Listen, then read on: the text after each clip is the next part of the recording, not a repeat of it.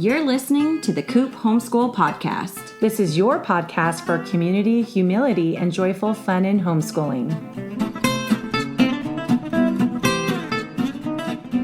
I'm Mandy. I'm Jessica. And this is The Coop. Let's homeschool while we're sick. Yes. That sounds like so much fun. So fun. So it's just a common reality that we all experience, that we have to homeschool when we're sick. Yeah. There's no days off for us. Never. Unless you can get the spouse to stay home that day. And go to a resort. Yeah. I can stay home sick and have the spouse home and it's still not really rejuvenating. That's true. Yeah. So first so we're going to talk about that, but first let's do our scoop on the coop. Sounds good. Want me to go? Sure. So we have been really working on our cursive, our penmanship. That's definitely been something that, while I want to live this unschooler, wild and free kind of life, I do want to encourage good penmanship, and I definitely feel strongly that my children should learn cursive. I think there's a lot It's a life skill. Historical importance to learning cursive, and so my daughter had been somewhat reluctant to it, but I think it's just because it's challenging. It's challenging, and you have to be very precise when you're doing cursive. It's harder to be sloppy, and it's just naturally pretty. And it's naturally pretty, yeah. So there used to be reluctance, and I feel like we kind of made this breakthrough, and so now she's enjoying it. And so I'm seeing cursive all around the house, and on every page now that she's writing on, she'll sign her name in cursive. And so it's just really fun to see her not just doing it because I'm asking her to, but doing it because she's feeling her own joy in doing cursive. That's awesome. Yeah. Yeah. My scoop is that my church has gone back to offering Wednesday night youth group. Awesome. So they're doing a soccer academy and an art academy, and your child gets to choose which one they do. That's awesome. So my eldest chose soccer and my younger two chose art. So I'm excited to see what that looks like. The one teaching the art, she majored in design at UCLA. So I feel like they're in good hands. Yeah. And then I know she has some good volunteers to teach soccer. So so that'll be fun. My kids are super excited about it. That's awesome. Yeah. So let's get started on talking about how to homeschool when you're sick. Yes. So ideally, we can just say, kids, I'm sick today. Can you bring me my food? Can you massage my shoulders? Yes. And please close my door and don't come back in until Daddy comes home. Yes. And, let me watch all my trashy TV. Yeah. I'm going to binge watch, The Office is not trashy, but I'm going to binge watch The Office and you go play. Right. So, but there is an element of goodness in that, right? Teach them to fend for themselves every once in a while, especially if their age is like 5 and over, for sure. They can handle their meals for the most part, their snacks. They can, maybe get permission here and there to do things, but ultimately they could be the king and queen of their own day. Yeah. That's awesome. Yeah. Yeah. But of course, that's in a utopian world. So let's talk about some activity. Reality. Yeah. So for most of us, we need some activities in the home that they can do. And there's two categories of this. Same activities that you already do. Right. And then there's a second category of different activities you could do just because you're sick. Yep. So let's start off with the same activities. Okay. So we, in episode 8, talked about independent activities. Yep. And so if you already have routinely built into your day or in your setup, like an art table or a Lego table or, one of those things that we talk about, they can be occupied in that way. Yes. You can even offer for them to open a cupboard that has some projects that they can play with, whether it's the marble maze or snap circuits or something that they could still figure out on their own, and that may not be out all the time. Right.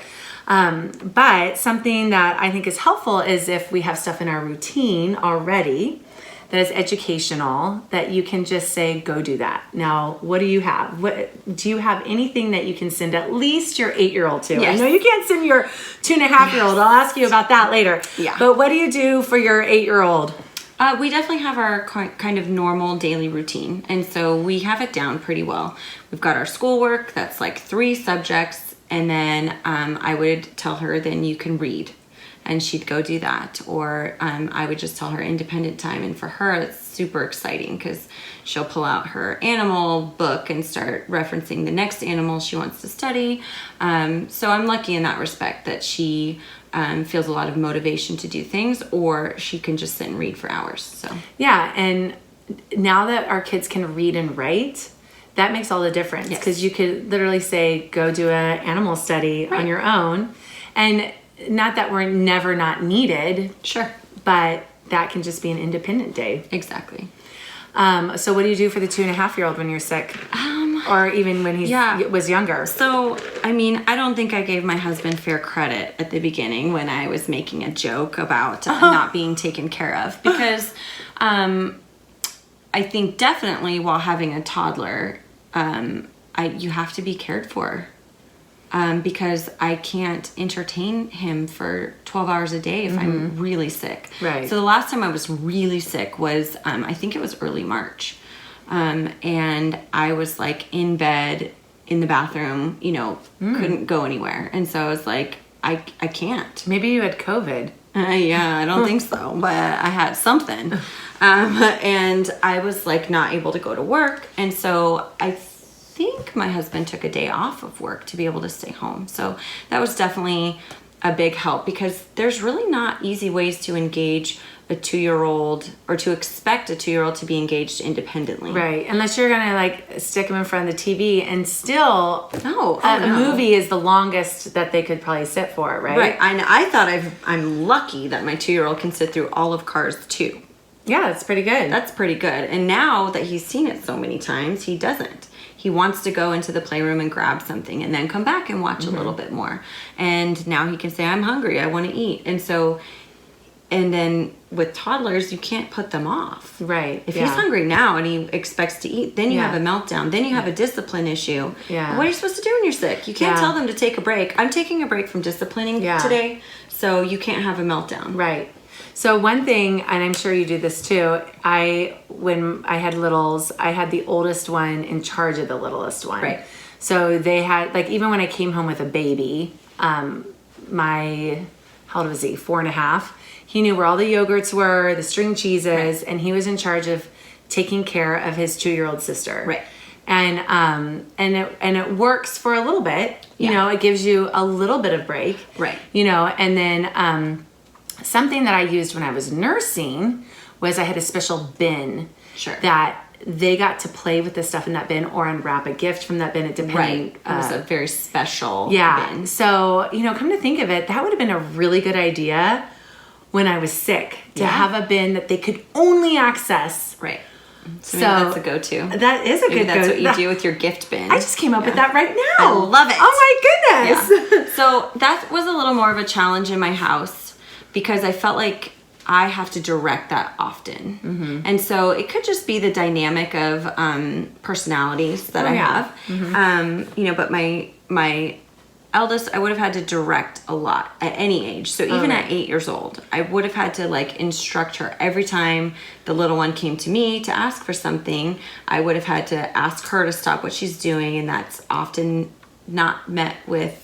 Right. Well, she's had many years to be independent. Yes. Yeah. So, stopping what she's doing to take care of someone isn't something that is high on her priorities list, which is fine. We need to learn that, right? So she needs to be taught that, so these are good moments. But if I'm home alone and I'm sick, that's really hard. You don't have the energy to do that. And it's just easier sometimes to kind of just do the normal while I can, or you have to just beg, borrow, and steal anyone you can to come and entertain your 2-year-old. Yeah, I have on here, call a friend. Yes, highly recommend. I did get my mother-in-law sick one time, though. Aww. We had the flu when my oldest was a baby. Well, yeah, really the spouse just needs to take it off. That's the decision you make when you homeschool, that when the caregiver at home, the teacher at home, needs to have a day to her himself. Right. The spouse has to come home if the kids are under age 5. Right. Now, I was just sick last Monday. Yes. Well, for 4 or 5 days, but it spanned the weekend, which was nice. So I had 2 days with help, and then that Monday my husband worked from home. Yes. So then at least he could drive me to urgent care, and then and then the kids, like if they needed something, they could ask him for something. Right. So that was really nice, and that's with 5 and older, or Yes. age 6 and older, actually. Yeah. So, but yeah, that's just kind of a commitment you have to make as a homeschooling family, that Right. that some of your husband's sick days are going to be caring for your kids. Right. Well, actually, that leads me to a really interesting concept, because we wonder why sickness goes rampant through the schools, and it's not necessarily because moms are sending sick children to school, which happens. Right. It's because moms are sending kids to school when she's sick. Oh yeah, so they're carriers. Right. Yeah. So even non-homeschool moms should be asking dad to come stay home, and Yeah. take care of the kids when, because the kids shouldn't go to school if anyone in the house is. Right. Well, now they've adopted that, right? If you've been exposed to someone with one kind of sickness, Well, you can't Yeah. go. It's still on the honor system. Yeah, totally. Yeah. So other ideas for that would be like a sensory bin. Like, my kids were rule followers from a very young age. So Yeah. when they used a sensory bin, they knew nothing could come out. So I could put a sensory bin in front of them. And then as they get older, you can do their, like you were mentioning, your school. So Right. I have math that has a math DVD. So I had them do that on Monday when I was homesick, and literally would throw up if I sat up. So I could just say, okay, the laptop's next to me, and then they could do the DVD, and then I could Right. still help them with the work. And I didn't take it off. I didn't say, oh, no math today, because I thought, oh, this is a way to keep them occupied, actually, Right. in a very enriching way. And I can do this while I'm laying here. Right. So there was no reason for me not to do that. Right. Your kids can play games. You can have even a loop, like say, okay, you're going to do your math, and then you're going to do piano, and then you're going to play a game, and then you're going to loop it through. And instead of math, you'll do your other kind of workbook, Right. and then piano, and then a game, Right. and get a second practice of piano in her. Yeah. And you can just be looping them. There's individual games, there's group games. And then, so there's just some new ideas I thought of, but I'm loving my bin, my special Yes, sick bin. I love it. Okay, so those are some activities you can do that are already in your home. Sure. Trying to make things as much the same as possible. Yeah. Right, yeah. And what was really nice, my husband on his lunch break on the day he stayed home last week, he did Latin and Bible with them at perfect. lunchtime. Exactly. He told them to go do their piano. Yeah. And then when he got off work, that's when he did the read aloud. Yeah. So I'm like, and then I did math with them. Right. They got an entire day. They got a full Yeah. school day, and I'm like, wait, how did this work that I was in bed all day? And they got almost basically everything, Right. I mean, not science or whatever, but I don't hit the subjects every day anyways, Right. so it doesn't. Okay, so now let's go on to the next category, different activities.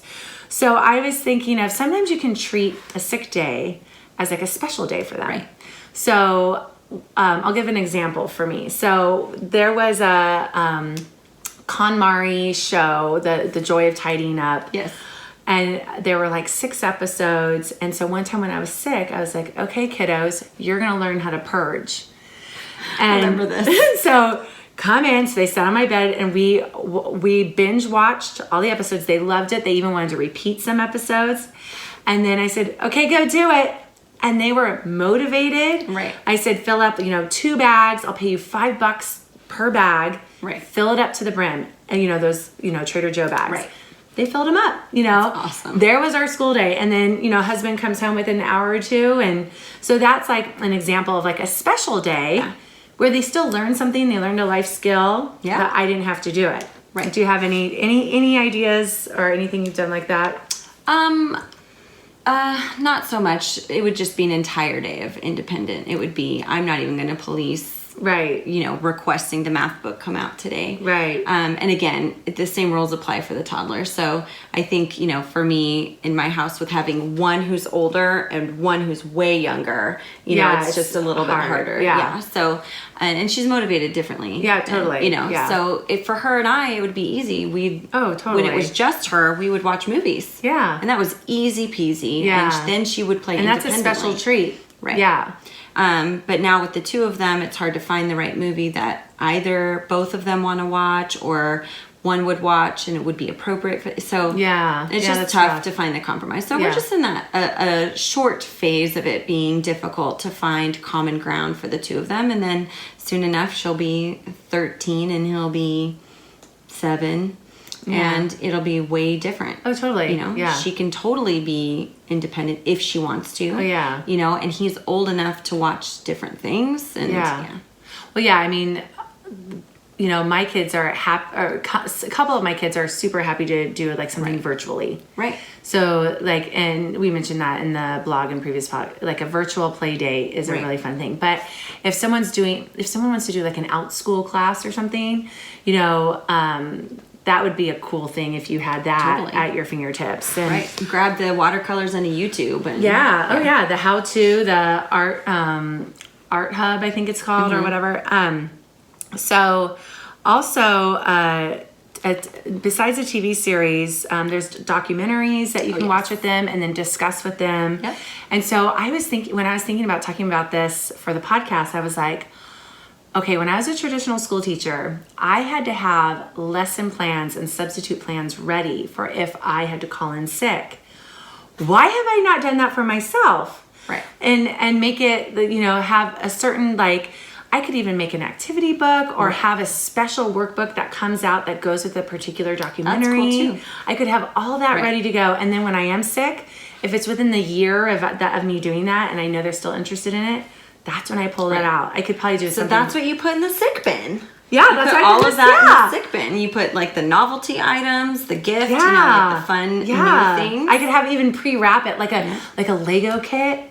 My kids will spend like hours doing a Lego kit. I could wrap a Lego kit and put it in there. See, I'm like a year away from my little guy. Yeah, I know. Being ready for that. You know? Yeah. But you're getting there. I'm liking it. Now I've got some great ideas. Yeah. So my husband is working from home indefinitely, so I kind of always have that built-in backup. Yeah, that's now nice. He doesn't even necessarily need to take the day off. Like your husband was able to work from home and still be really helpful to you. Yeah, because he could do his meetings on Zoom, and the kids knew not to interrupt. And and then on his lunch, he was like, he took it upon himself. Like I didn't even say, "Go, can you teach them something today?" We have good hubbies. Yeah, he just automatically wanted to do that. You know, I think it's been fun for my hubby being home, seeing the process of doing school and kind of seeing that, like, okay, well, we don't have school time, but we get it done, and so like I could see him being able to step in and do that if I was out for a day. Oh yeah. Well, and he would bask in it. He would love it. Yeah. So, all right. So those are some ideas of how to handle being sick. It's something we all go through. And so let's do our joys. Sounds good. My joy is that we kicked off Nutcracker. We got all the parts out. Parts were assigned. And so my daughter got her part and she's super excited because she gets to be a candy cane. Delicious. With her cousin. And so, you know, each year they get a new part until they get to be about 11, 12, and they start maybe repeating some parts because, you know, you kind of get stuck before you get more advanced. And then it's just fun that they get to do it together. And that's so cool. Yeah, so Nutcracker's underway, and it's just really fun to have that season and that special time because that's just something my daughter and I have, and now we share it with the cousins. So super cool. That's awesome. Well, I like that. What's been bringing me joy just more recently is my younger 2 kids have been playing together more. So usually it was the older 2 and the youngest was usually just tagging along, trying to keep up. And now, and I kept saying, I know it's going to change. I know it's going to change. Like, I know the girls will eventually connect more over what they like and what they play with. Interests. Yeah, because your older 2 don't actually have a lot of natural interests in common. They don't. Yeah. So with my older 2 do their art videos, but now it's like distinct things that they do together. And then they all play games together. But I'm definitely seeing now a more balance amongst the siblings, which brings me joy because there's less of the pain and suffering of my youngest coming to me saying, you know, they don't want to play with me. Now, there's still the fighting and the screaming and all that. Never goes away. But I think that's because they are hanging out more and they are caring more about each other, and so what they do matter to each other more. Yeah, so it hurts. That's my joy. Awesome. All right, so that was homeschooling when you're sick.